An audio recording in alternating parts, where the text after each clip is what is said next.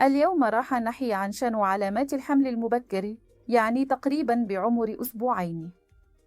عادة بهالأسابيع الأولى علامات الحمل تكون جدا خفيفة وصعب تلاحظها. ممكن ما تحسي بأي شيء أصلا. أي أعراض كنت تحسين بها قبل أو أثناء دورة الشهرية السابقة ممكن ترجع تظهر، مثل مغص خفيف أو شوية غثيان أو حتى استفراغ.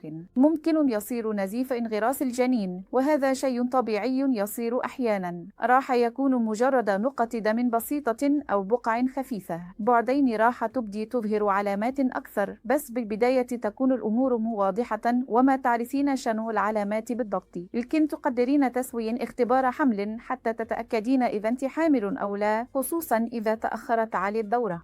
شكرا جزيلا.